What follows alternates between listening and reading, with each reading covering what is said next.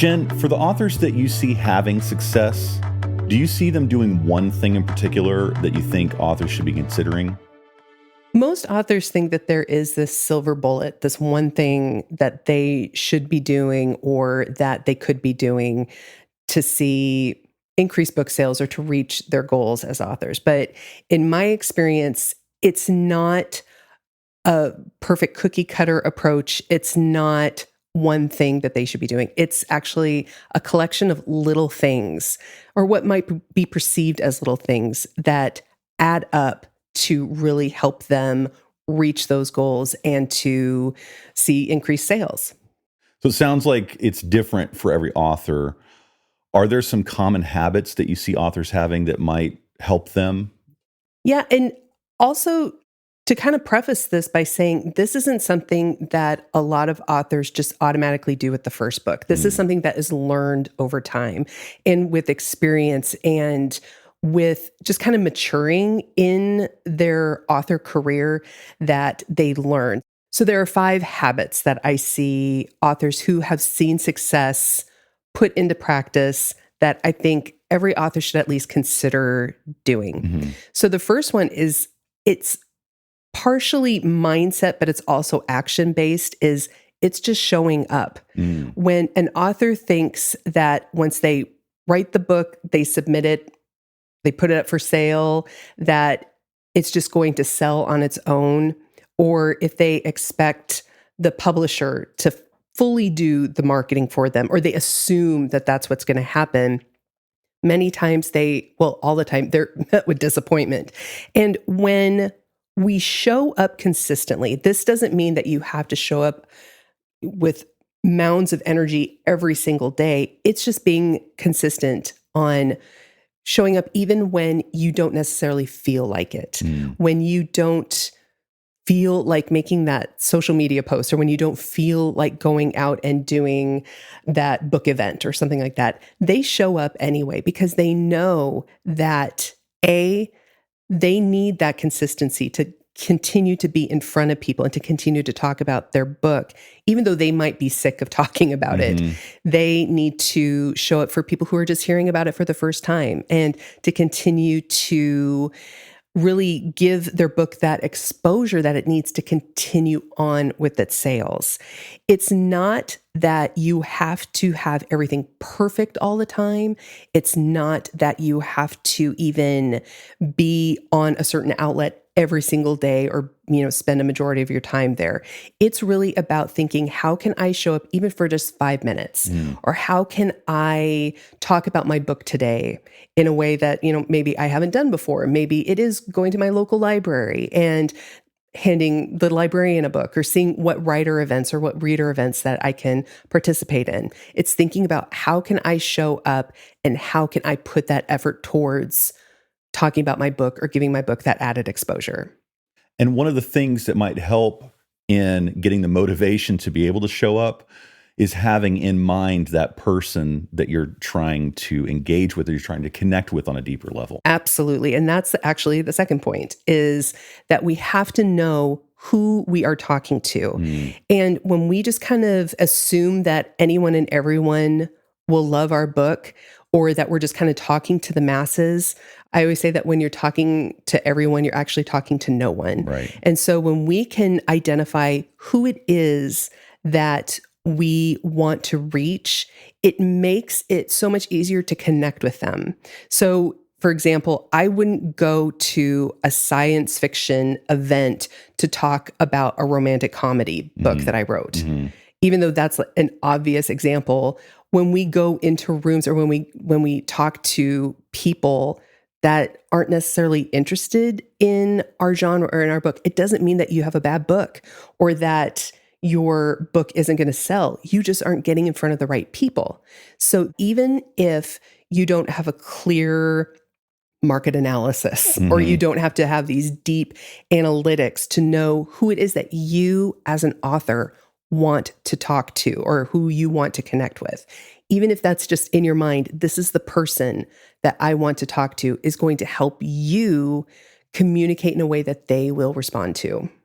And I've heard you give good advice about trying to treat it as if it's like an in-person experience. And if I think about the times that I'm having a conversation with someone face to face instead of through a computer, I'm not always just going to talk about what I'm working on. I'm going to talk about some of my personal interests and that sort of stuff. Absolutely. And that's the third part, is that when we are only talking about our book, or when we are only talking about our writing or things that are within, the book publishing world, yes, of course, we want to connect with people on that. But when we don't connect with others as a fellow human being, Right. or as someone that you would want to be friends with, you wouldn't just talk about yourself or your book. You would engage in a conversation. That's when we say engagement. It's not just you talking at people, it's talking with people. Yeah. And so when we can share something that we are interested in, like gardening, or you love talking about technical things, or, I'll talk about, cooking or something like that. You connect with people in a different way and in a different layer. So authors that do see success, they are themselves. They talk about other things that they're interested in, and they aren't only just focused on driving that sale, Right. or only talking about your book, because that can be very one tone. So we want to make sure that we add the different layers, because you are not a one-tone person. You have many layers. So don't be afraid to share that. And along with that human connection, it's not just seeing the person on the receiving end of what you're posting as a purchaser, as a figure, as a data point. It's seeing them as a human being and trying to find the things that you have in common with them. Absolutely. And it's anytime you meet someone where you find out that you have a similar interest or something in common with them, you kind of fall in love with them, not in a romantic way, but you're just like, I really like this person. I want to spend time with them. Exactly. Yeah. And so when we can really show our different interests and can connect with people on multiple levels, they'll not only like you as a person, but they'll be that much more interested in, oh man, I wonder what her book is about, or I wonder what he is writing about, or how this would influence his perspective or influence his storytelling or his information. All right, to recap what we've got so far, the habits that you see successful authors having that might be helpful to other authors are just showing up on a regular basis, no matter what, really understanding who you're talking to, and then making sure that you're not just talking about your book. What's the next habit that might be helpful for authors? The next thing is thinking about, and this might sound kind of corporate, but it's not. It's the strategic partnerships. We both come from the music industry, and it's very natural, and it's an automatic thing where you need to partner up with a bass player or a drummer or an engineer or a graphic artist. There is a collaboration. Yes. There is a group of people, and there is such beauty and such depth that can be added with other people's gifts, their talents, and perspective and experience. We as authors just want to hide in our little writing closet, which I totally get, and I'm right there with you, where it's something where you want to kind of isolate. It's comfortable and it's familiar. Going out and connecting with other people can feel scary, it can feel intimidating. But the beauty of collaboration, whether it's just with another author, connecting with them and initiating that conversation of saying, how can I support you? Or how can I help you first, rather than you asking, hey, can you share my book on your Instagram? Right. Or can, it's thinking about what can I give to them first? And then there's always reciprocation. And it's thinking about, okay, are there other local collaborations that I can do? Are there writer meetups at my local library? Is there an independent bookstore where I can reach out to the owner or to the manager? Maybe they have different events. And thinking about how you can connect with other people to not only broaden your circle and to make these other connections, but to see how can we help one another? Right. How can I pour into them, but they'll also want to reciprocate to pour into me as well. So strategic connections. It's not a gross thing. Like, you're not using people. Yeah. It's this genuine approach of, okay, what can I do to help promote literacy, to help promote books, to help promote others and lift others up? And you know what? My book just might be added to that list as well. Mm-hmm. And for those of us who are creating stuff, whether it's books or videos or music, whatever it is, that creative process in and of itself is an act of wanting to connect with other human beings, to have them read or hear or see what you're creating and respond to it. So there's connection. So it's not just me in my room with my computer cranking stuff out.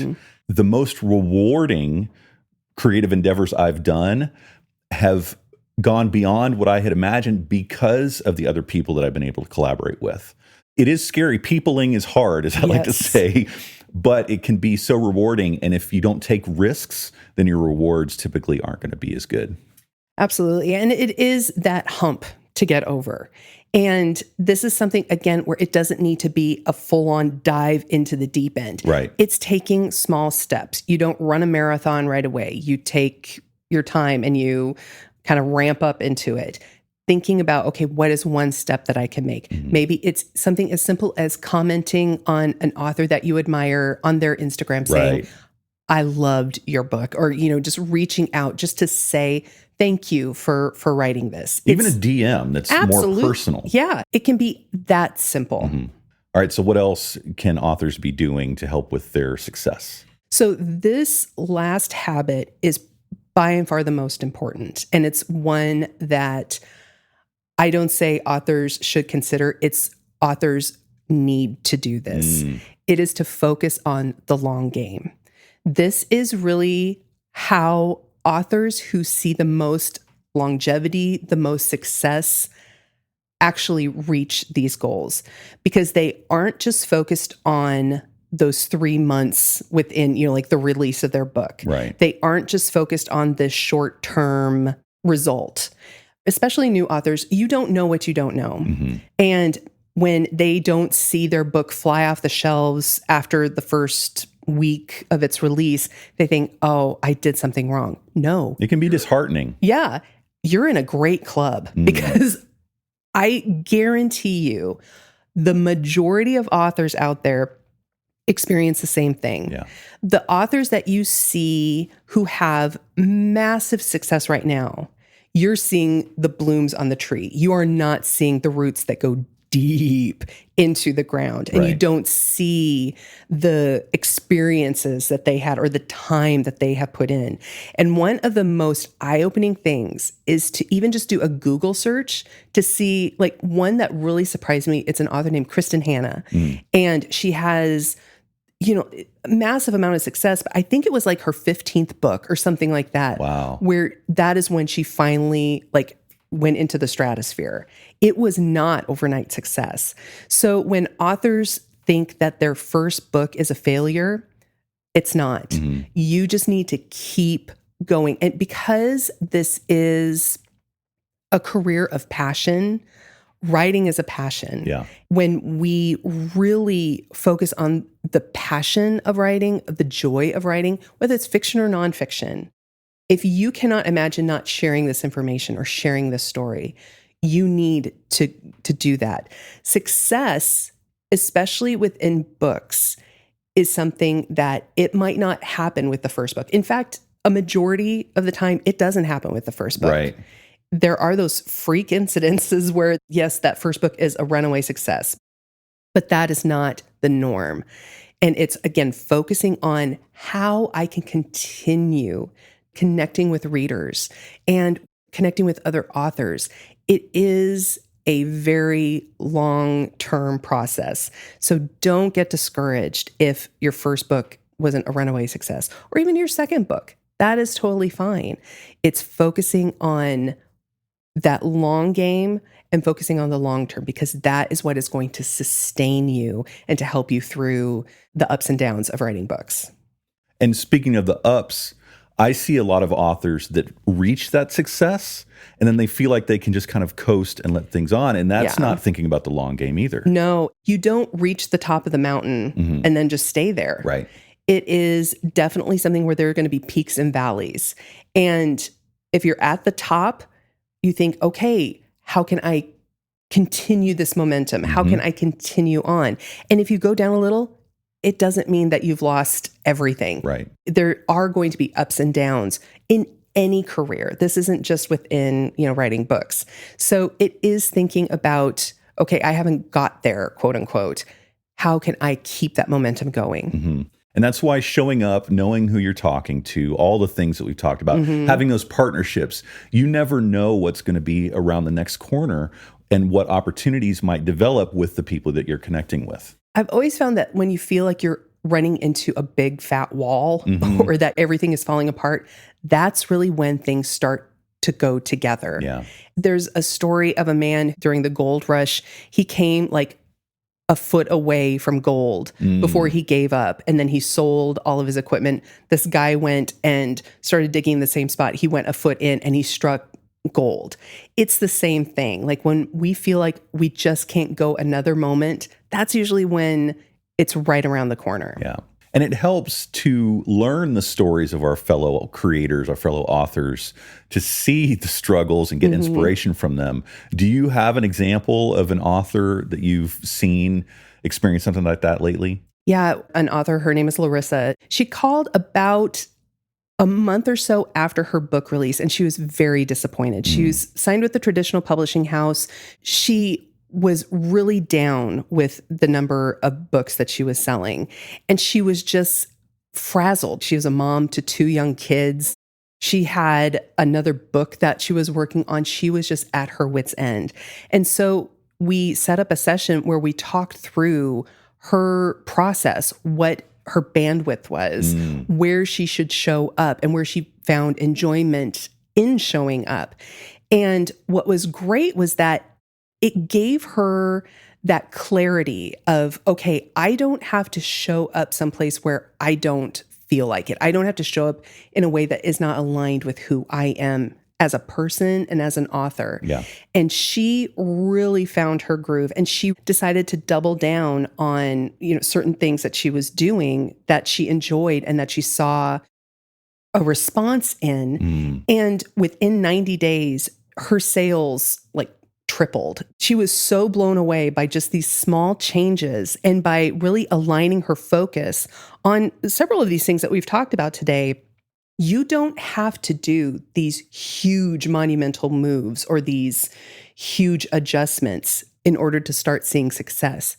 Just tiny little adjustments here and there is where you can see, okay, this is working, or I'm in the right direction. So then I can kind of just shush these other things aside and focus on this. So Larissa, I always kind of go back to her because she saw such a huge turnaround in a short amount of time by just doing a few of these things. And she really was thrilled with how that worked out for her. And it's not just one silver bullet thing. No. It was a combination of a few little mindset things that we've talked about.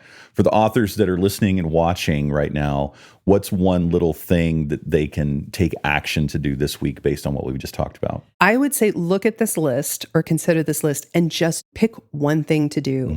It's not feeling like you have to do absolutely everything all within the next hour. It's really focusing on, okay, what is one thing that I can do, and just commit to doing it.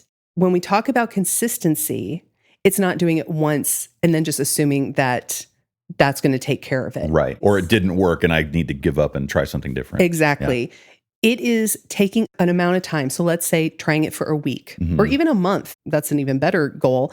And thinking about how you can measure that. So looking at maybe reaching out to one author a week. That's a really great goal to set, or setting out to connect with one reader per week for the month. It's just these little things that can make a huge, huge difference.